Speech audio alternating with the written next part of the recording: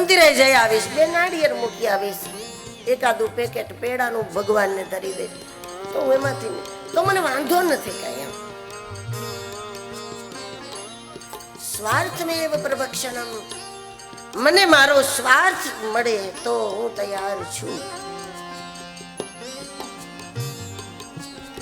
બ્રહ્માને ખબર હતી કે આ ભલે નિંદ્રા ભંગ કથા છેદોના ઊંચા ઊંચા સૂત્રો બોલે પણ આને વાર નહીં લાગે. બ્રહ્મા જાણતા હતા. ઉદયે એક કામ હાથમાં લીધું. ભગવાન નારાયણ જ્યાં સૂતા છે, જગદંબા સ્વયં નિંદ્રા રૂપેણ સંસ્થિતા બનીને બિરાજમાન હતી. નારાયણ સૂતા નતા, જગદંબાએ એમને એ સ્થિતિમાં પહોંચાડ્યા હતા. કારણ કે નારાયણ દ્વારા એમને એક કાર્ય કરવું હતું. પણ જ્યાં ઉદયે ધનુષની દોરી ખાવાનું ચાલુ કર્યું અને એ દોરી કપાતા કપાતા કપાતા હજુ અડધી નહોતી કપાણી અને એક હાદસો થઈ ગયો. આટલી નાની ઘટનામાં આટલું મોટું પરિણામ આવે જ નહીં, પણ ભગવતીની ઈચ્છા હતી. જગદંબા ઈચ્છતી હતી તો જ્યાં અડધી દોરી કપાયેલી અને અચાનક દોરી તૂટી ગઈ, પણ એ દોરી તૂટવાથી એક ભયંકર અવાજ થયો જે ન થવો જોઈએ. પ્રચંડ અવાજ થયો અને એના સાથે ભગવાન વિષ્ણુનું માથું એટલું જોરથી પૃથ્વી સાથે પટકાયું, એટલું જોરથી અથડાયું કે માથું ક્યાં ગયું ખબર જ ના રહી. કોઈને અથડાઈને માથું જ ગાયબ થઈ ગયું, માત્ર ધડ રહ્યો. દેવતાઓમાં હાહાકાર મચી ગયો કે આપણે શું કરવા આવ્યા હતા. હવે તો કોઈ દી યજ્ઞ જ નહીં થાય, વિષ્ણુ વગર યજ્ઞ થાય નહીં. શું થશે આપણું? હાહાકાર મચી ગયો. કોઈ કહે એટલી મોટી ઘટના જ નહોતી કે આવું પરિણામ આવે. કોઈ કહે બ્રહ્માનો વાંક છે ને કોઈ કહે કે અમનો વાંક છે ને કોઈ કહે એકબીજા ઉપર આરોપ નાખવા માંડી ગયા કે તમારા કારણે આ થયું, કોઈ કહે તમારા કારણે આ થયું, કોઈ કહે કે આપણે નીકળ્યા ને ત્યારે જે સૌ પહેલા સામે આવ્યા ને એનું મોઢું જોયું એટલે આ બધું થયું. અપરાધ પોતાની ઉપર લેવા કોઈ તૈયાર નથી. વ્યાકુળતા ફેલાઈ ગઈ દેવતાઓમાં અને એ વખતે દેવગુરુ બૃહસ્પતિએ દેવતાઓને કહ્યું કે એકબીજાના ઉપર હવે આરોપ નાખવાનું બંધ કરી અને પોતાના અંતરાત્માને પુકારો અને અંદરથી જવાબ માંગો કે રસ્તો શું કરવો. ચિંતયંતુ મહામાયમ વિદ્યા દેવી સનાતની. સદગુરુ બૃહસ્પતિના ચરણમાં જ્યારે દેવતાઓ ઝીકા શું કરીએ અમે, ત્યારે સદગુરુએ વિચાર શક્તિ પ્રગટ કરી દેવોના અંદર અને કહ્યું વિદ્યા દેવી સનાતની. એ વિચાર શક્તિને, નિર્ણય શક્તિને, એ સરસ્વતી શક્તિને પુકારો, એ પ્રેરણા આપશે. બ્રહ્માજીએ ચારે વેદોને કહ્યું કે તમે જગદંબાની સ્તુતિ કરો. વૈદિક વિધિથી જગદંબાની સ્તુતિ ચાર વેદો કરે છે અને દેવતાઓ પોતે જગદંબાને પુકારે છે. અમને માફ કરો મહામાયા, અમને માફ કરો મહામાયા, અમને માફ કરો મહામાયા, અમને માફ કરો મહામાયા. પુણ્ય બધું પરવારી ચૂક્યું, પાપે અમે તણાયા, પાપે અમે તણાયા, અમો અભાગી તોય ના સમજ્યા, ભવ ભવમાં ભટકાણા, અમને માફ કરો અમને માફ કરો અમને માફ કરો મહામાયા, અમને માફ કરો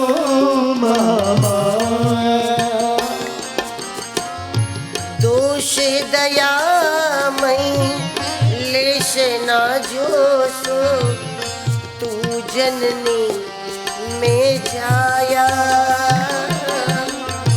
तू जननी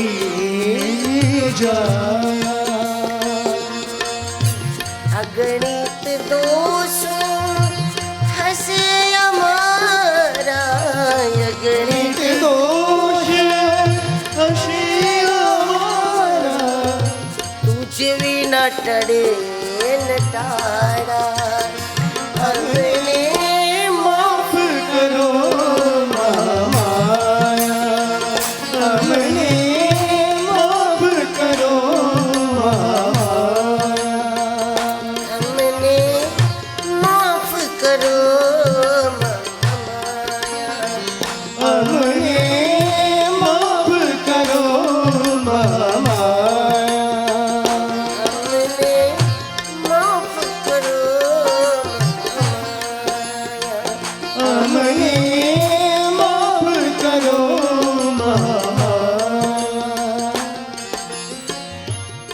દેવતાઓએ પુકાર કરી, પોતાની ભૂલ ખોટી ચતુરાઈ બ્રહ્માજીએ માની કે મારી ભૂલ, આ કરવાની જરૂર નથી. ગુરુ મહારાજ સાથે હતા, ભગવાન શંકરે આપણને રસ્તો આપ્યો હતો, આ કરવાની જરૂર નથી.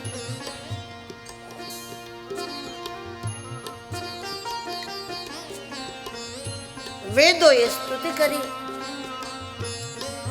આકાશવાણીના રૂપમાં જગદંબાનો અવાજ દેવતાઓને પ્રાપ્ત થયો. શક્તિ દેખાય નહીં,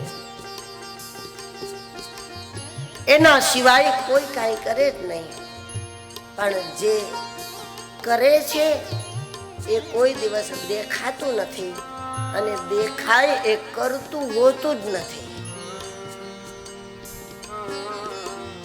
જે કરતા દેખાય છે કોઈ દિવસ કરતા ન દેખાય, એ હકીકતમાં કરતા હોતા જ નથી. જે કરતા દેખાય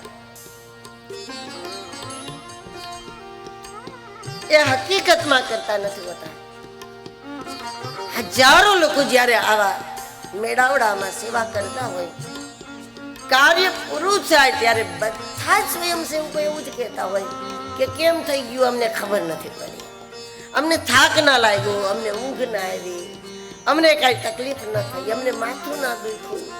કોઈને કોણ કરે છે ખબર? તું જે કરતા દેખાય છે એ કરતું નથી, અને જે કરે છે એ કોઈ દિવસ દેખાતું નથી. એની અનુભૂતિઓ વારંવાર થાય. કોઈ કોઈ ઘટનાઓ એવી નીકળી જાય, ખ્યાલ આવે કે કોઈ બચાવી ગયું, કોઈ ઉગારી ગયું, કોઈએ સાચવી લીધું. બધી જ દિશામાંથી અવાજો આપણને પછી મળવા માંડે. રસોઈ બનાવનારા લોકો એમ કે અમે આટલું બનાવ્યું હતું, અમને પછી ખબર પડી કે લોકો તો આથી વધારે, પણ છતાંય બધાએ પ્રસાદ લઈ લીધો, પછી હતું. આ બધા જ અનુભવો આ રૂપમાં આકાશવાણી બોલે કે કોઈ છે, કોઈ છે, કોઈ છે, કોઈ છે, તમે ચિંતા ન કરો, કોઈ છે.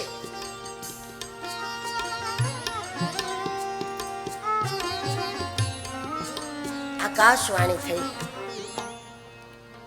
અને સ્વયં જગદંબાએ દેવતાઓને કહ્યું, શૃણવંતુ કારણમ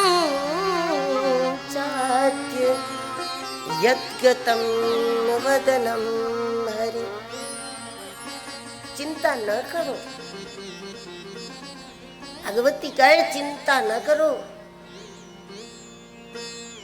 હું તમને કહું એ દિશામાં તમે જાઓ અને ત્યાં તમને એક પડેલો અશ્વ મળશે. એ અશ્વનું માથું લઈ અને નારાયણના ઉપર લગાવી દો અને હું જીવની શક્તિ છું, હું જ પ્રાણ શક્તિ છું, હું જ ચૈતન્ય શક્તિ છું, હું એમાં પ્રગટ થઈ જઈશ. નારાયણ ઊભા થઈ જશે. દેવતાઓએ અવાજની સામે જવાબ આપ્યો કે માં ઊભા તો થઈ જશે, પણ નારાયણનું માથું ઘોડાનું. આવા નારાયણ. જગદંબાએ કહ્યું કે એ જરૂરી છે, કારણ કે જે સમયે મારે જે લીલા નારાયણ દ્વારા કરવી હોય છે, હું નારાયણને એવો આકાર ખુદ આપું છું. નારાયણ અશ્વ બનશે. અશ્વનું એક નામ છે હયગ્રીવ, અને એને હયગ્રીવ બનાવવા જરૂરી છે. દેવતાઓએ પૂછ્યું પણ એનું કારણ શું? આવું ઘોડાનું માથું, આવા નારાયણ પછી વૈકુંઠમાં જશે? જગદંબા કહે નહીં નહીં, એવા નહીં જાય, ત્યાં તો અસલ નારાયણ જશે. આ નારાયણથી એક લીલા કરવાની છે, કારણ કે એક હયગ્રીવ નામનો અસુર થયો છે. કોઈ મહાપુરુષ દ્વારા હયગ્રીવને માયા બીજ પ્રાપ્ત થઈ ગયો છે. જગદંબાનો એક બીજ મંત્ર હયગ્રીવને મળી ગયો છે. સાધુ સંતો, ગુરુજનો, એમની પાસે જે લોકો શ્રદ્ધાપૂર્વક આવતા હોય, જરૂર એને કહે કે તમે હરિ ભજો, રામ રામ કરો, ભગવાનનું નામ લો, આ બધું જરૂર. પણ પોતે સિદ્ધ કરેલા બીજ છે એ એને ન આપે. ભગવાનનું નામ લો, સારા કામ કરો, નેકી ટેકી રાખો, પ્રમાણિકતા હશે તમારું સારું થશે, સારું કરશો તમારું સારું.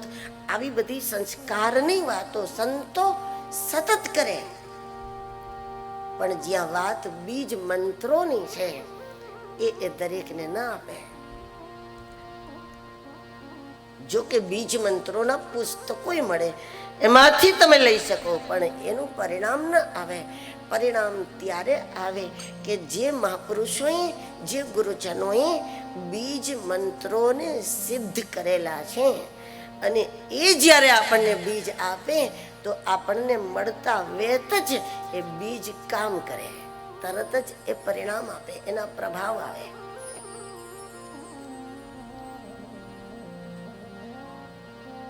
અને એટલે એવા બીજ મંત્રો સદગુરુ બધાને ના આપે. પાત્ર જોયા વગર અપાય નહીં, કારણ કે એ તો પરિણામ આપે આપે ને આપે. એમણે સિદ્ધ કરીને આપેલું છે, એટલે આપણે એને સિદ્ધ કરવાની જરૂર નથી, એટલે પરિણામો આપે જ. જેમ કુંતાજીને દુર્વાસાજીએ મંત્ર આપ્યો હતો ને, જ્યારે સંતાન પ્રાપ્ત કરવું હોય તો આ મંત્રથી તમને સંતાન થઈ જશે. અને એ મંત્રને એમણે એવા સમયે ઉપયોગ કરી લીધો, ભૂલથી પણ એવા સમયે કરી લીધો. એમને ખબર નહોતી કે મંત્ર આવું કામ કરી જાય. કે જે સમયે એમના વિવાહ પણ નહોતા થયા કુંતાજીના, એ સમયે કુંતાજીએ વિચાર કર્યો કે જરાક પ્રયોગ તો કરી જો, ખાલી એક અક્ષરમાં કોઈ કાંઈ મંત્ર બોલે ને એનાથી એના અંદર કોઈ આત્મા આવી જાય, એનાથી કોઈ બાળક જ થઈ જાય. આવું કંઈ થોડું બને. એટલે કે અપરિપક્વ અવસ્થામાં અપાયો. અને એટલે આપણા મહાપુરુષો વારંવાર એમ કહે, કુપાત્ર પાસે વસ્તુ ન વાવો પાનભાઈ, સમજીને રહીએ શું. બીજ મંત્ર નક્કી પરિણામ આપે. લાયક વ્યક્તિ એને જપે કે લાયક ના હોય તો પણ એ પરિણામ તો આપે છે. અને તેથી મહાપુરુષો ખૂબ ખૂબ ખૂબ કસોટીઓ કરીને, ખૂબ તપાવીને, જેના ઈરાદામાં કોઈ ખોટ ના હોય એવા પાત્રોને જ એ વસ્તુ આપતા હોય છે. પણ છતાં સંતો છે, દયાળુ છે, અને એના કારણે ક્યારેક આવી ઉતાવળ થઈ જાય. ભગવાન શંકરે ભસ્માસુર આપી દીધું, ભસ્માસુરને ભસ્મ કંકણ આપી દીધું હતું ને પછી ભગવાનને સળગાવવા માટે દોડ્યું. એટલે દયાના કારણે આ ભૂલ થાય. મહાપુરુષોમાં, ગુરુજનોમાં એકેય અવગુણ ના હોય તો પણ એક દોષ એનામાં જિંદગી પર પડ્યો હોય ને, એ છે દયા. એમના અંદરની દયા એ દોષ છે. કારણ કે એનાથી જે કંઈ ગડબડ થઈ જાય બધી દયાને કારણે થાય. સ્વાર્થ તો હોય નહીં, લોભ હોય નહીં, કોઈ આસક્તિ હોય નહીં, કાંઈ ના હોય. એમ છતાંય જ ક્યારેક ખોટા પાત્રોને કંઈક આપી દે તો એનો મતલબ એક જ એનો દોષ છે ને, એ છે દયા. દયા નામના દોષથી પીડાતા હોય છે મહાપુરુષો. એને ખબર છે કે આનાથી આ બગડશે, બધી ખબર.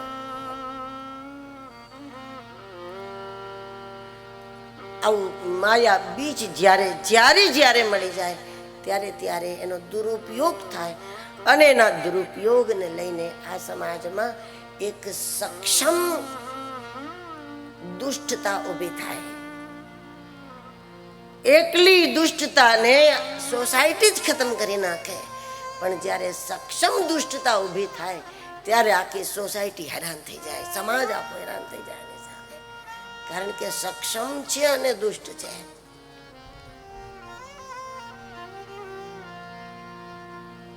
એનું નામ અસુર. હયગ્રીવે તપસ્યા કરી અને જ્યારે હયગ્રીવને સ્વયં જગદંબાએ આકાશવાણી દ્વારા પૂછેલું કે તું માગ, તારે શું જોઈએ? ભગવતી ખૂબ દેવતાઓને આ વાત કરે છે. જપે નેકાક્ષરમ મંત્ર માયા બીજાત્મકમ મમ નિરાહારો જીતાત્મા ચ સર્વભોગ વિવર્જિત. બધા જ ભોગ છોડીને નિરાહાર રહીને આહારનો ત્યાગ કરવો એટલો બધો કઠિન નથી. વૃત્તિનો ત્યાગ કરવો જેટલો કઠિન છે. વૃત્તિ છૂટતી નથી. એકાક્ષરી મંત્રનો એને જપ કર્યો અને દેવી એમ કહે છે કે મેં એને વરદાન માંગવાનું કહ્યું તો હયગ્રીવે વરદાન માંગ્યું કે મારું મૃત્યુ જ ન થાય એવું કરો. જગદંબાએ કહ્યું કે પછી મેં એને એવું કહ્યું કે જાતસ્ય ધ્રુવમ મૃત્યુ. જન્મ લેતા પહેલા જો તે એમ કહ્યું હોત કે મારે મરવું નથી તો થાત, પણ તે જન્મ લઈ લીધો છે તો શરીર ધારીનું મૃત્યુ નિશ્ચિત છે, તો બીજું કંઈક માંગ. તો હયગ્રીવે એવી માગણી કરી કે મારું મૃત્યુ હયગ્રીવ ના જ હાથે થાય, બીજું કોઈ નહીં. અને એને ઘોષણા કરી દીધી અને આખા સમાજમાં, પૂરા જગતમાં, ત્રિલોકી ઉપર એમનું સામ્રાજ્ય હતું. અને એમણે એવી જાહેરાત કરી દીધી કે કોઈએ પોતાનું નામ હયગ્રીવ રાખવાનું નહીં, કોઈને ત્યાં બાળક જન્મે એનું નામ હયગ્રીવ રાખવાનું નહીં. હયગ્રીવ બીજો ત્રિભુવનમાં ક્યાંય ન હોઈ શકે, હું એક જ હયગ્રીવ. અને મા પાસે માગણી કરી મારું મૃત્યુ હયગ્રીવના હાથે થાય, અને આ બાજુ કોઈ હયગ્રીવ હોવો જ ન જોઈએ. અને ત્યારે જગદંબાએ કહ્યું કે મેં નિર્ણય કર્યો કે નામનો હયગ્રીવ નહીં તો આકારનો હયગ્રીવ. પણ તપસ્યાનું બળ છે એટલે ગામે ગામમાં જે ઘોડા બાંધેલા હોય એવો ઘોડો તો આને ના મારી શકે. કારણ કે તપસ્યાની શક્તિઓ છે, વરદાનો પ્રાપ્ત કરીને બેઠો છે. માયા બીજને પોતે પણ પરમ સિદ્ધ કરી ચૂક્યો છે. એ સ્થિતિમાં કોઈ સામાન્ય જાનવર તો ના મારી શકે આને, પણ સ્વયં નારાયણ હયગ્રીવ થઈને આવે તો એ હયગ્રીવથી આનો વિનાશ થાય. પણ નારાયણ હયગ્રીવ થાય એવું આપ ઈચ્છો છો, પણ એના માટે કોઈ ઘટના કારણભૂત હોવી જોઈએ ને, કે નારાયણને હયગ્રીવ બનવાનો કોઈ શ્રાપ આપે. તો જગદંબાએ કહ્યું કે એક ઘટના બની ચૂકી છે. વૈકુંઠમાં લક્ષ્મી નારાયણ બંને બેઠા હતા, આનંદથી બેઠા હતા. કોઈ પ્રકારનો બંને વચ્ચે કોઈ વિવાદ નહોતો, કોઈ મતભેદ નહોતો લક્ષ્મી અને નારાયણ વચ્ચે. અને જ્યાં લક્ષ્મીજી સજી ધજી અને બહાર આવ્યા, નારાયણની પાસે બિરાજમાન થયા જ્યારે, અને ભગવાન નારાયણે સ્વાભાવિક હાસ્ય કર્યું હતું. સ્વાભાવિક હાસ્ય નારાયણને થયું કે જો સ્વાભાવિક જો આમ થોડી કઈ હાસ્ય નહીં આપું તો લક્ષ્મીને એવું થશે કે હું આજે બહુ સુંદર નથી દેખાતી. એટલે આમ તૈયાર થઈને સામે આવે ત્યારે ઘરના લોકોએ થોડુંક હસી લેવું જોઈએ એકબીજા સામે કે તમે સરસ લાગો છો. આ તો સામાન્ય વ્યવહાર હતો. પણ જ્યાં ભગવાન નારાયણ હૈસા અને આજે જગદંબા સ્વયં લક્ષ્મીના અંદર ક્રોધ રૂપે પ્રગટ થઈ. લક્ષ્મીને ક્રોધ આવે જ નહીં, પણ પરમેશ્વરી ખુદ ક્રોધ બનીને લક્ષ્મીના અંદર એવી પ્રગટી ભ્રાંતિ રૂપેણ સંસ્થિતા. લક્ષ્મીને એવી ભ્રાંતિ થઈ કે મારી મજાક કરે છે, એવા એ માગે છે કે તમે બહુ સુંદર નથી લાગતા. ભગવાન વ્યવસ્થિત હસતા હતા, પણ લક્ષ્મીને એવું લાગ્યું કે મારી સામે જોઈને ઘોડા જેવું મોઢું કર્યું, કે જરાય સારા નથી લાગ, ઘોડા જેવું કર્યું. એવું કર્યું જ નહોતું, પણ લક્ષ્મીને ક્રોધ આવ્યો અને લક્ષ્મીએ નારાયણને કહ્યું કે તમે મને જોઈને ઘોડા જેવું મોઢું કરો છો, મારો શ્રાપ છે કે તમારું તો માથું અસલી ઘોડાનું થઈ જશે. ભગવાન નારાયણે પણ સમજી ગયા આ ક્રોધ લક્ષ્મીનો નથી, ભગવતી મારા દ્વારા કંઈક કરાવવા માંગે છે, એનું આ પરિણામ છે. હસતા હસતા શ્રાપ સ્વીકારી લીધો ભગવાન વિષ્ણુએ. આમ ઘરમાં બેઠેલા હોય 2-3 જણા, અને એમાં ક્યારેક લક્ષ્મીજી ક્રોધિત થાય તો નારાયણે આમ શાંતિથી દિવસ પસાર કરી દેવો જોઈએ. એ અસલ નારાયણે સાંભળી લીધું શાંતિથી. હારી ઈચ્છા, કંઈક ભગવાનની ઈચ્છા છે.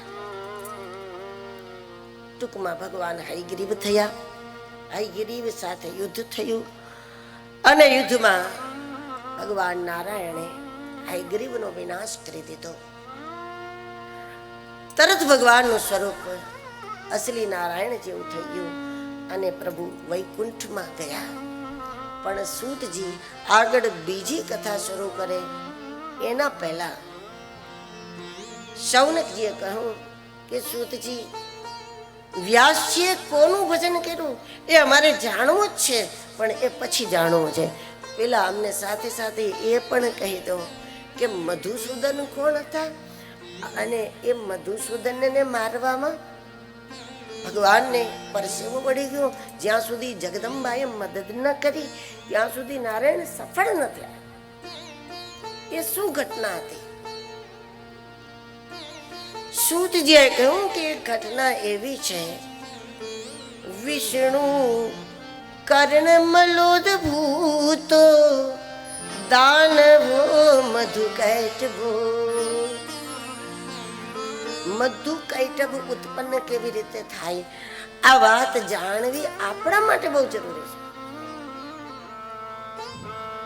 ક્ષીર સાગરમાં ભગવાન નારાયણ શયન કરતા હતા, અને એ સમયે ભગવાન નારાયણના કાનના મેલમાંથી મધુ અને સુદન, મધુ અને કૈટભ, આ 2 રાક્ષસ ઉત્પન્ન થયા.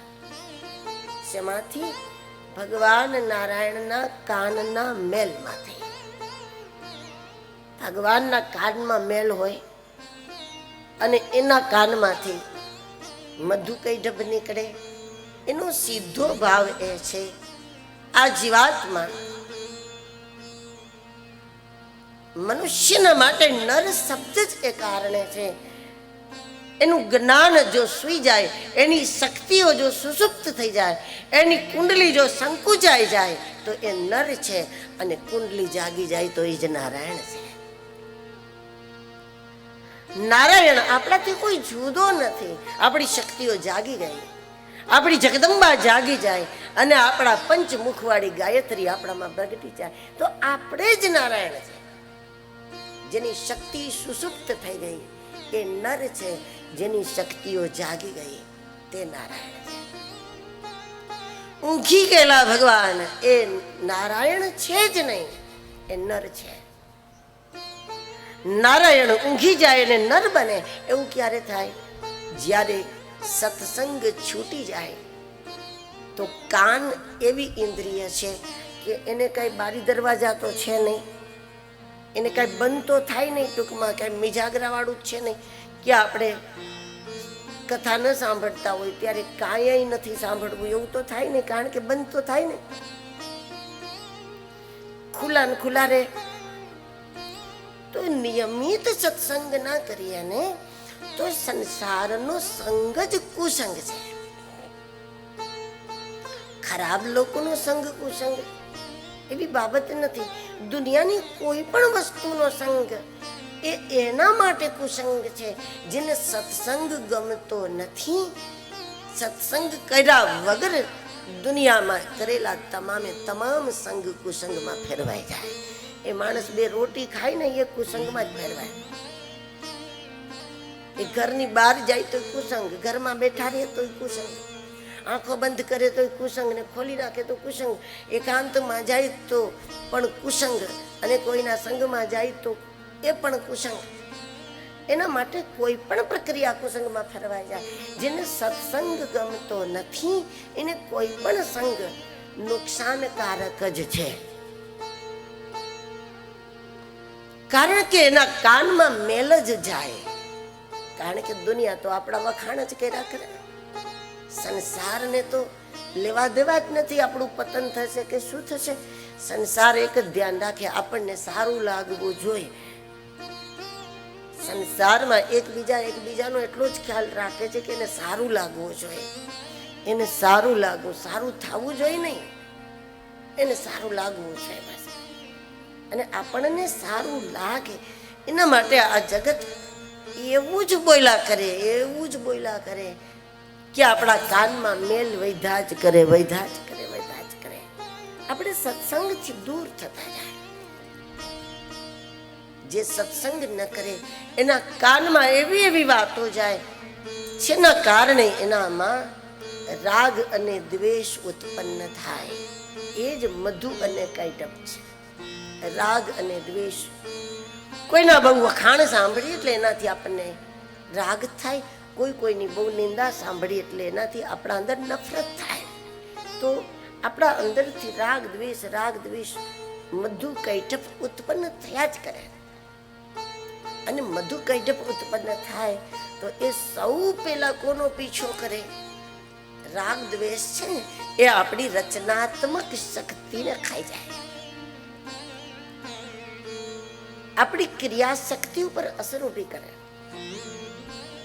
રાગ દ્વેષ વાળા માણસો સક્ષમ હોય તો પણ સમાજમાં કોઈ દિવસ સારું કામ કરવામાં સફળ ન થાય.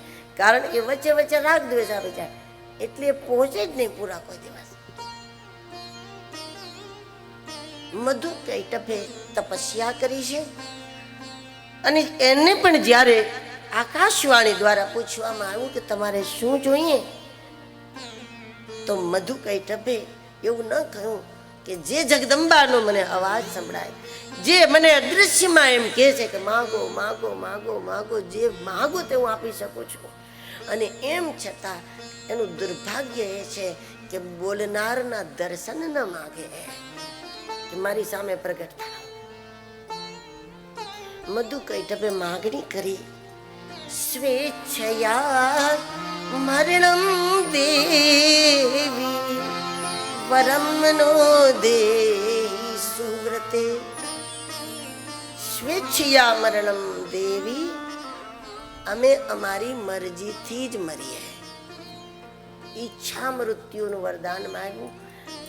અમે ખુદ ઈચ્છીએ કે બસ હવે મરવું છે તો જ મરીએ. ત્યાં સુધી અમારું મૃત્યુ કોઈ રીતે કોઈ નાતે ન થાય, જ્યાં સુધી અમે ઈચ્છા ન કરીએ. હવે એ તો કોઈ ઈચ્છા કરે નહીં અને મરે નહીં.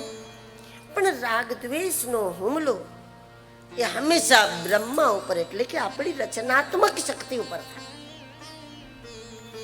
કોઈના નાના નાના દોષ જોઈને આપણે એને દૂર કરી દઈએ કે આનું તો મોઢું ના જોવું જિંદગીમાં.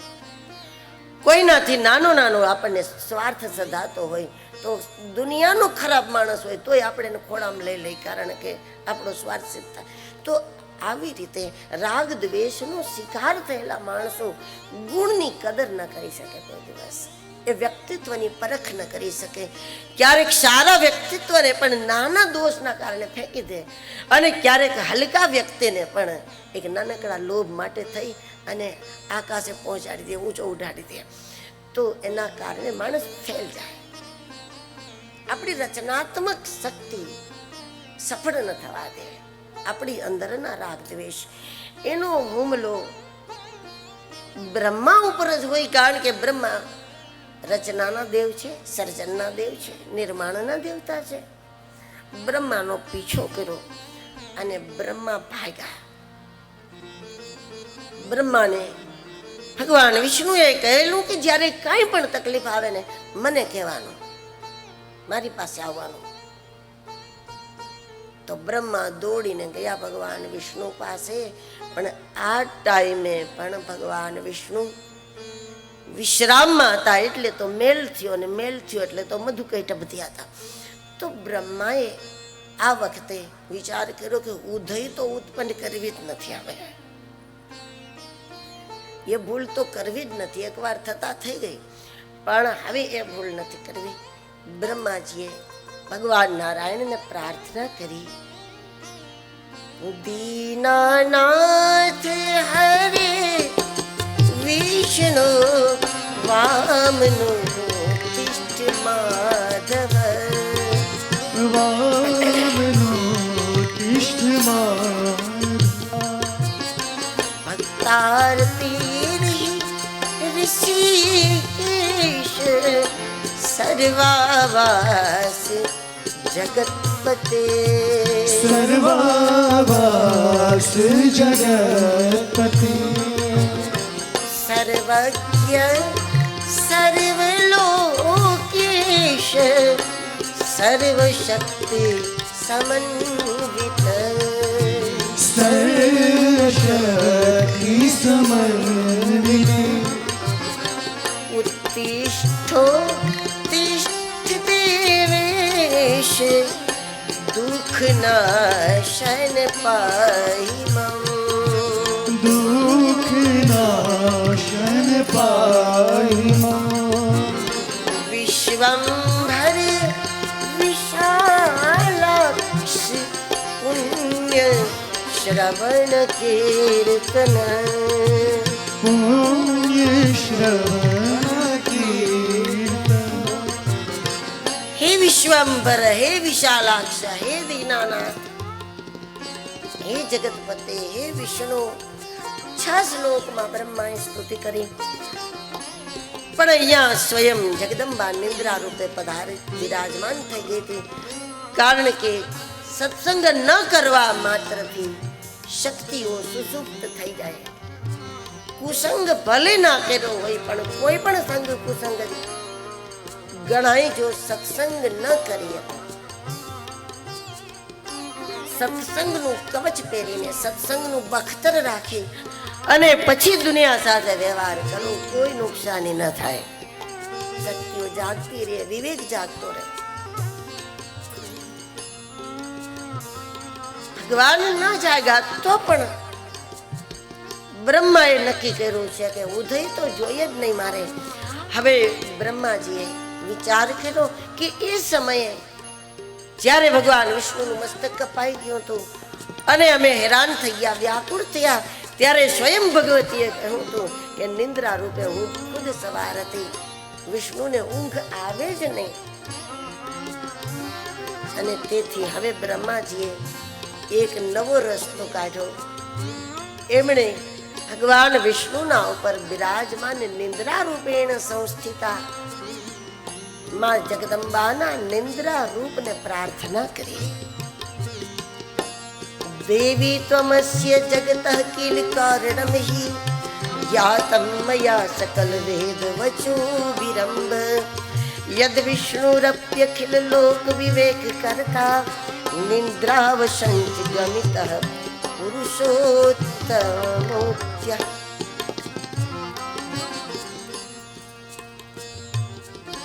પરમેશ્વરીને પ્રાર્થના કરી. ભગવાન વિષ્ણુ જાગે દેવ કાર્ય માટે, લોક કલ્યાણ માટે, વિશ્વના મંગલ માટે. ત્યારે જગદંબાને સર્વોપરી સત્તાને પ્રાર્થના કરી અને વિષ્ણુ જાગ્યા. અને જાગતા વેત ભગવાન વિષ્ણુએ પૂછ્યું, બ્રહ્મા તમને શું તકલીફ થઈ? તમે કેમ આટલા દુઃખી થઈ ગયા? તમે કેમ આટલા ચિંતામાં છો? બ્રહ્મા કહે, મારી ચિંતાનું કારણ તમે છો. કારણ કે કાન સત્સંગ ન કરે એટલે શક્તિ જાગી જાય, શક્તિ સુષુપ્ત થાય. શક્તિ સુષુપ્ત થઈ જાય એટલે બુદ્ધિ કાર્ય કરવાનું બંધ કરી દે. કારણ કે આત્માનું તેજ બુદ્ધિને ન મળે એ સ્થિતિમાં બુદ્ધિ બધા એક પછી ખોટા જ નિર્ણય કરે. દુઃખી થાય તો દુઃખમાંથી મુક્ત થવાના નિર્ણયો પાછા ખોટા જ હોય, દુઃખ વધારનારા જ હોય.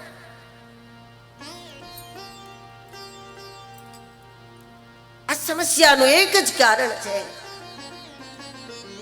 આપની નિંદ્રા. એક જ કારણ છે, આપની નિંદ્રા. સત્સંગથી વિમુખ થવું એ જ મોટી ભૂલ છે. મારી પાછળ મધુસૂદન છે. ભગવાન નારાયણે કહ્યું, બ્રહ્મા તમે ચિંતા ન કરો,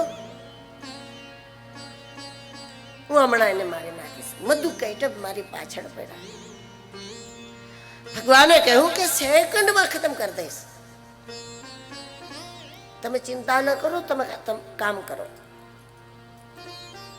ભગવાન નારાયણે મધુ કૈટભને કહ્યું કે જો તમારામાં તાકાત હોય તો બ્રહ્મા સાથે નહીં, મારી સાથે યુદ્ધ કરો. અને મધુ કૈટભ સાથે ત્યાં ભગવાન વિષ્ણુનું યુદ્ધ થયું. જેની સૂતેલી શક્તિ હજી જાગી નહોતી, જેની સંકુચાઈ ગયેલી કુંડલી જાગૃત નહોતી થઈ, કુંડલીનું જાગરણ નહોતું થયું, એવા વિષ્ણુ બાહુબળથી ક્યારેય રાગ દ્વેષ જીતાય નહીં. રાગ દ્વેષ જીતવા માટે તો આત્મશક્તિને જગાડવી પડે, સુષુપ્ત શક્તિઓ જગાડવી પડે. વર્ષોના વર્ષો સુધી યુદ્ધ ચાલતું રહ્યું. મધુ કૈટભ તો એવા રાક્ષસ છે, એ બે છે. એટલે યુદ્ધ કરતા કરતા મધુ થાકી જાય એટલે સૂઈ જાય. પછી કૈટભ યુદ્ધ કરે નારાયણ સાથે, અને યુદ્ધ કરતા કરતા કૈટભ થાકી જાય ત્યાં સુધીમાં મધુને નીંદર થઈ ગઈ હોય, એ પાછું આવી જાય. કૈટભ આરામમાં જાય, એક પછી એક આરામ કરે. રાગ અને દ્વેષ એક સાથે સામે ન આવે, એક સાથે મરે તો જ મરે. જેનામાં રાગ હોય એનામાં દ્વેષ હોય જ. જે આપણા અનહદ વખાણ કરતા હોય એનાથી બહુ રાજી ન થઈ જવાય. જે દિવસે વિરોધ કરશે ત્યારે અનહદ જ કરશે, જરાય ઓછો નહીં કરે. જેટલી એને આપણાથી સ્નેહ છે એટલી જ શત્રુતા થાય, જરાય ઓછી વધતી નહીં. એક પછી એક વિશ્રામ કરી લે. ભગવાન વિષ્ણુને પસીનો આવી ગયો. સમજી ગયા કે બાહુબળથી આની સમાપ્તિ ન થાય અને મારી પાસે ભીતરની શક્તિ નથી. બધા કામ ભાગ્યથી ન થઈ જાય, બધા કામ બાહુબળથી ન થઈ જાય, અને બધા કામ લોકોના બળથી ન થઈ જાય. જે કાર્ય માત્ર ને માત્ર આત્મશક્તિથી જ શક્ય છે એમાં બીજી શક્તિઓ ટૂંકી પડે. સત્સંગથી વિમુખ રહેવાના કારણે મારી અંદરની શક્તિઓને હું ભૂલી ચૂક્યો છું અને બાહુબળથી આ ન થાય. મધુકૈટભને નર ન મારી શકે, નારાયણ જ મારી શકે. હું કહેવાઉં છું નારાયણ અને છું નર. એમ તો નારાયણ નામના ભાઈઓ હોય, હું કહેવાઉં છું નારાયણ, પણ હું છું નર, કારણ કે મેં મારી શક્તિઓ જગાડી નથી.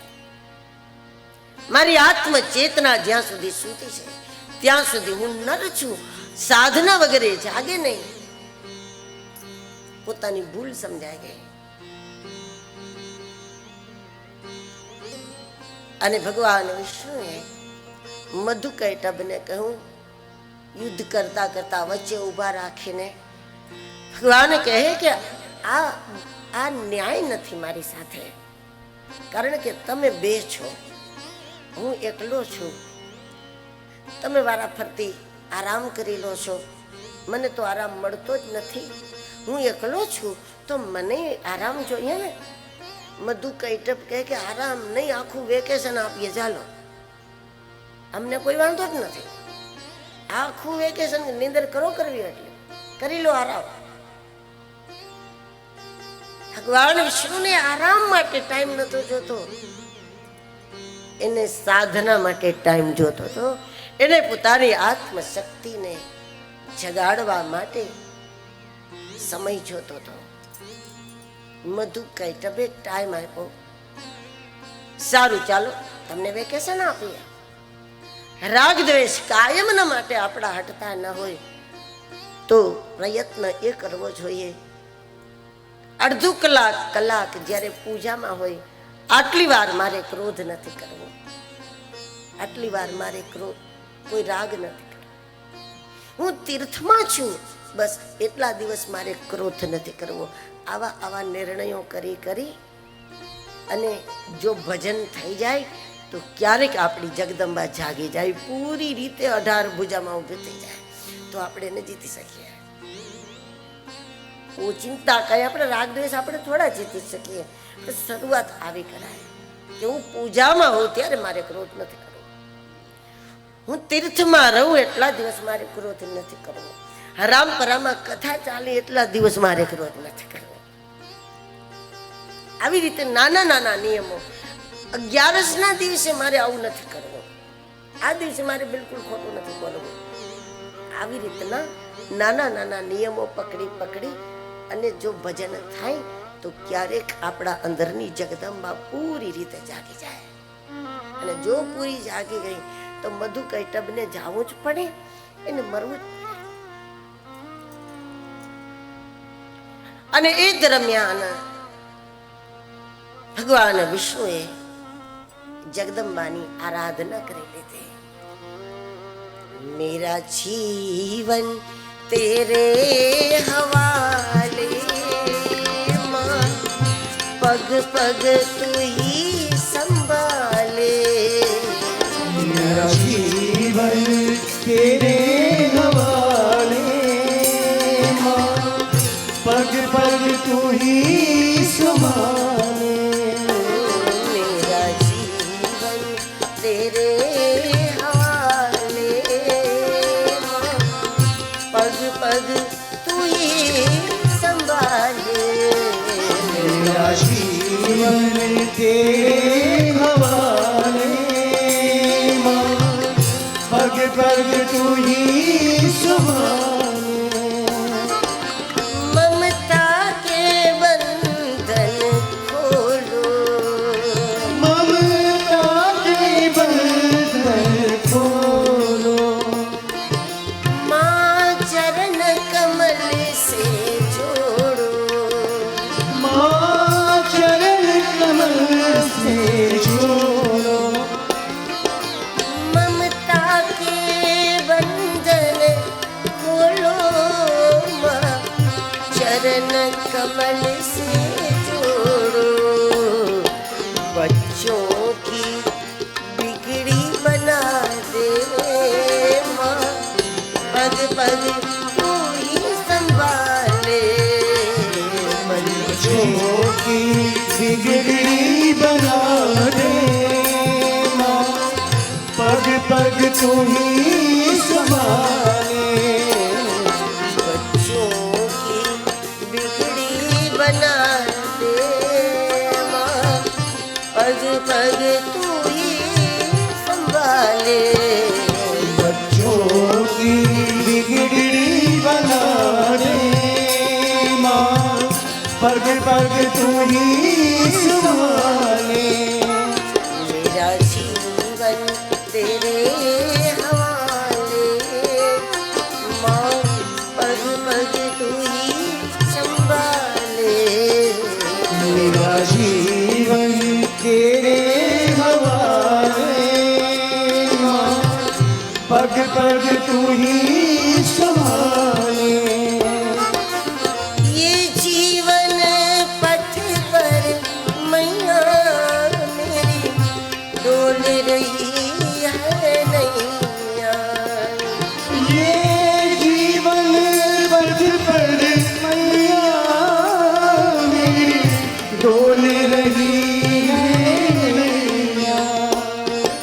ये जीवन पथ पर मैया मेरी डोल रही है नैया। ये जीवन पथ पर मैया मेरी डोल रही है नैया। इसे आकर तू ही संभाले माँ, पग पग तू ही संभाले। मेरा जीवन तेरे हवाले माँ, पग पग तू ही संभाले। मेरा जीवन तेरे हवाले माँ, पग पग तू ही संभाले। मेरा जीवन तेरे हवाले माँ, पग पग तू ही संभाले। ભગવાન વિષ્ણુને સમય મળી ગયો માની આરાધના માટે. વ્યાસજી કહે એવં સચિંત્ય માનસ્તુ ગગને સંસ્થિતં શિવં. ભગવાન વિષ્ણુના માટે આકાશમાં 18 ભુજામાં દેવી પ્રગટ થઈ અને કહ્યું ભગવાન વિષ્ણુને કે હું તમારી સાથે છું, યુદ્ધ કરો, હું સાથે છું. જગદંબાનું સાથે હોવું એનો અર્થ છે બુદ્ધિમાં માનું પ્રવેશવું. જેની બુદ્ધિમાં જગદંબા પ્રવેશ કરે એની બુદ્ધિ ઉત્તમથી ઉત્તમ નિર્ણયો કરે. બુદ્ધિ એ માણસના જીવનનું સ્ટેરિંગ છે. આપણી બુદ્ધિ રૂપી સ્ટેરિંગ જ્યારે મનના હાથમાં આવી જાય તો જીવન ક્યાં જાય, કઈ બાજુ જાય, કઈ દિશામાં જાય, ક્યાંય ખાડામાં જાય, કાંઈ નક્કી નહીં. બુદ્ધિનું સ્ટેરિંગ જો મનના હાથમાં આવી જાય નુકસાન સિવાય કાંઈ ન થાય. બીજું બુદ્ધિનું સ્ટેરિંગ જો દુનિયાના હાથમાં આવી જાય, લોકો શું કરે છે, લોકો કરે એમ કરવું છે, લોકો ખાય એવું ખાવું છે, લોકો પીવે એવું પીવું છે, જમાનો જે બાજુ જાય છે એ બાજુ જવું છે, તો સમજવું કે સ્ટેરિંગ સંસારમાં હાથમાં આવી ગયો છે. એમાં પણ કાંઈ નક્કી નહીં. સારી દિશા પકડી જાય, કદાચ ખોટી પકડી જાય. ઉત્તમ એ છે બુદ્ધિ સ્ટેરિંગ જ છે. અને એ જ્યારે ભગવતી પોતાના હાથમાં લઈ જાય તો ઉન્નતિ સિવાય કાંઈ ન થાય, સફળતા સિવાય કાંઈ ન થાય. સફળતાની પાછળ આપણે ન પડીએ, એ આપણી પાછળ પડી જાય. સફળતા જ આપણી પાછળ પડી હોય, આપણે શું કરવું, એ જ આપણી પાછળ પડી જાય. સાચા જ પરિણામો આવે, સારા જ પરિણામો આવે. જગદંબાની કૃપાનો મતલબ છે બુદ્ધિમાં પ્રકાશ થવો તે. કારણ કે એ બુદ્ધિમાં જ પ્રવેશે, સારા નિર્ણયો કરાવે, એ જ જગદંબાની કૃપા છે.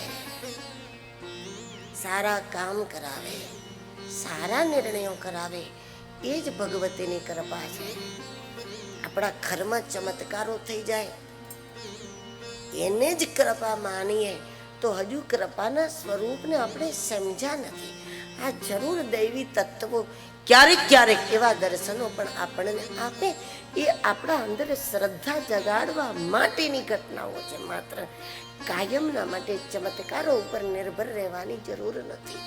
સાચો ચમત્કાર એ છે, ભગવતીની સંપૂર્ણ કૃપા એ છે કે આપણી બુદ્ધિમાં એ અજવાળા કરે અને સારા નિર્ણયો કરાવે, સારા કામ કરાવે. એ જ દેવીની કૃપાનું સ્વરૂપ છે. આપણને શ્રદ્ધાવાન કરવા માટે ક્યારેક કોઈ ઝલક દેખાડી દે તો અલગ વાત છે, એમની મરજી, એ સ્વતંત્ર છે. પણ કાયમ એ બધું જરૂરી નથી કે અસ્વાભાવિક ઘટનાઓ બને તો જ અમે માનીએ. કાયમ એ બધું જરૂરી નથી કે અસ્વાભાવિક ઘટનાઓ બને, ના બને. પણ બુદ્ધિમાં એવા એવા વિચારો આવે, એવા એવા નિર્ણયો થાય, જેના કારણે આપણો ઉદ્ધાર થઈ જાય ને આપણી પેઢીઓના ઉદ્ધાર થઈ જાય. એવા કામના આપણને વિચારો આવવા, સમજવું કે ભગવતી આપણી સાથે છે. ભગવાન વિષ્ણુ મધુકૈટભની સામે ગયા અને બરાબર એ જ સમયે જે રણાંગરમાં આ યુદ્ધ ચાલતું હતું, એ જ રણાંગરમાં નજીકમાં સ્વયં જગદંબા એક અલૌકિક કન્યાના રૂપમાં દેહધારી છે. માનવ જેવી દેખાય છે પણ અદ્ભુત છે. એવી અલૌકિક દર્શની કન્યાના રૂપમાં એની આજુબાજુમાં જગદંબા જ્યાં ઘૂમવા લાગી. નારાયણ ફસાયા નહીં, કારણ કે બુદ્ધિમાં ભગવતી બેઠી હતી એટલે દર્શન ભાવથી જોયું, સમજી ગયા આ માનવીય રૂપ જ નથી, આ રૂપ માનવીય નથી. પણ મધુકૈટભે જ્યાં જોયા, જગદંબાને જ્યાં મધુકૈટભે જોયા, અને એમને તો થયું કે આટલું બધું સૌંદર્ય કોઈ દિવસ જોયું નથી, ક્યાંય વાંચ્યું નથી, સાંભળ્યું નથી, પણ છતાંય એની બુદ્ધિ એ માનવા તૈયાર નથી કે આ સાક્ષાત જગદંબા છે. એને થયું કે જે સૌંદર્ય કોઈના તાબામાં ન હોય, અમારા તાબામાં હોવું જોઈએ. એટલે યુદ્ધમાં ધ્યાન ઓછું, વારંવાર એ સૌંદર્યને એ જોયા કરતા હતા. જગદંબાની પ્રેરણાથી ભગવાન નારાયણે ઓચિંતા મધુકૈટભને કહ્યું કે જો તમે બે ભાઈ છો ને મધુકૈટભ, તમારા પરાક્રમથી હું આજે બહુ જ પ્રસન્ન થયો છું. તમે મારી પાસે વરદાન માંગો. ભગવાન નારાયણ મધુકૈટભને કહે છે કે વરદાન માંગો મારી પાસે, તમારા પરાક્રમથી હું ખુશ છું, બોલો તમારે શું જોઈએ. હવે મધુકૈટભને કેટલું માગવું હતું, પણ એને બેય વિચાર કર્યો કે જો આ કન્યાના સાંભળતા માગશું ને તો આપણી ઇમેજ કેવી પડે, આપણે માગવા વાળામાં ગણાય ને. હવે જે કન્યાને પ્રભાવિત કરવી હોય, જે સ્ત્રીને પ્રભાવિત કરવી હોય, તો પ્રભાવિત કરનારો પુરુષ હંમેશા પેલો દેખાવ એવો જ કરે કે આપણે ખાલી નથી, આપણે માલદાર છીએ. પછી ભલે કાંઈ ન હોય, બીજાનું વાહન લઈને નીકળો હોય, પણ છતાં એ પહેલું પ્રયાસ એ જ કરે કે હું સુખી કરી શકું એમ છું, મારી પાસે કાંઈ ખામી નથી. ભગવાન નારાયણે એ કન્યા સાંભળે એવી રીતે મધુકૈટભને કહ્યું કે હું તમારાથી પ્રસન્ન થયો છું, તમે મને થકાવી દીધો, તમારું પરાક્રમ ગજબ છે, તમે મારી પાસે વરદાન માગો. અને મધુ કૈટભે વિચાર કર્યો કે આપણે અત્યારે જો માગીએ અને આ કન્યા સાંભળે છે, એની ઉપર આપણી છાપ કેવી પડશે? છાપ એ પડશે કે આપણે માગનારા છે, નારાયણ આપનારો છે. તો માણસ ગોરો હોય કે કાળો હોય, પ્રભાવ તો આપનારનો પડે, કોઈથી માગનારનો ના પડે ને. માગનારો માણસ અતિશય સુંદર હોય અને સામે દાતા છે, એ કદાચ એટલો રૂપાળો ના હોય તો પણ પ્રભાવ કોનો પડે? પ્રભાવ તો દાતાનો જ પડે ને, માગનારનો થોડો પડે. આપણે જો માગશું ને આના સાંભળતા તો આપણી છાપ બગડશે, અને બગડશે એટલે આપણી આ કન્યા આપણને નહીં મળે, આપણાથી એ ઇમ્પ્રેસ નહીં થાય. અને એટલે જો આ કન્યાને આપણે પ્રભાવિત કરવી હોય તો આપણે આના સાંભળતા કહેવું પડે કે તું માગ. તો મધુ કૈટભે એ કન્યાના સાંભળતા, જગદંબાના સાંભળતા નારાયણને કહું કે અમે કોઈ માગનારા નથી. તું કહેશ કે માગી લો માગી લો, અમે માગનારા નથી, અમે તો દાતા છીએ. વિષ્ણુ તું માગ, તું માગ, અમે દાતા છીએ, તું માગ, ચાલ તારે શું જોઈએ. અને ભગવાન વિષ્ણુએ માગી લીધું કે મારા હાથે મરવાની ઈચ્છા કરો, કારણ કે આ ઈચ્છા કરે તો જ મરે, એનું વરદાન હતું. ભગવાને માગી લીધું કે મારા હાથે મરવાની ઈચ્છા કરો, ચાલો. અને હવે ના આપે તો વધારે છાપ બગડે કે આ તો ખાલી નામ લખાવે છે, આપ તો ક્યાંય નથી, તો વધારે ખરાબ છાપ પડે. ના છૂટકે મધુ કૈટભે ઈચ્છા કરવી પડી અને કહેવું પડ્યું કે અમે વિષ્ણુના હાથે મરવા માંગીએ છીએ. અને ત્યારે ભગવાન વિષ્ણુએ તો રમત રમતમાં મધુ કૈટભને ખતમ કર્યા. જ્યારે જગદંબાએ સહાય કરી ત્યારે આ બંને કથાને સાંભળ્યા પછી ભગવાન વ્યાસ હવે એ નિર્ણય ઉપર આવ્યા. એમને વિચાર પાકો કરી લીધો. શક્તિ સર્વત્ર પૂજ્યેતિ વિચાર્ય ચ પુનઃ પુનઃ અશક્તો નિંદ્યતે લોકો સત્તસ્તુ પરિપૂજ્યતે.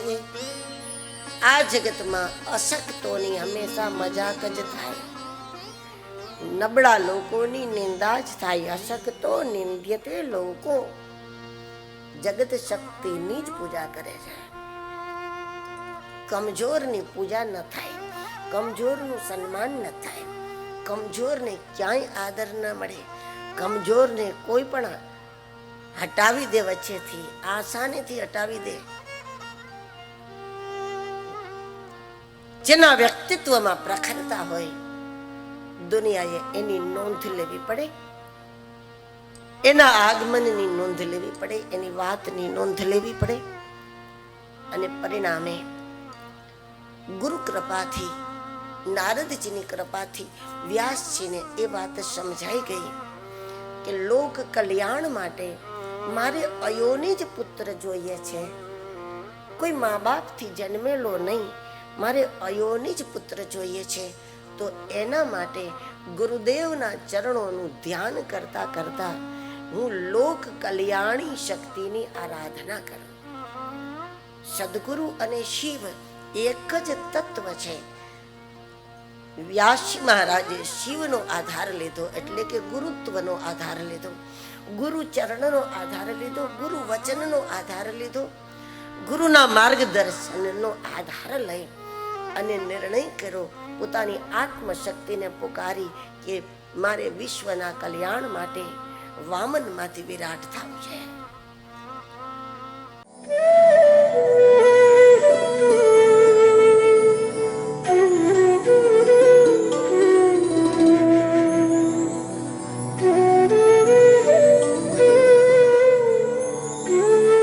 आप हमारे संतवाणी चैनल को सब्सक्राइब करें, वीडियो को लाइक करें, शेयर करें और हाँ, बेल आइकन पर क्लिक करना बिल्कुल ना भूलें ताकि हमारी किसी भी वीडियो की सूचना सबसे पहले आपको मिले।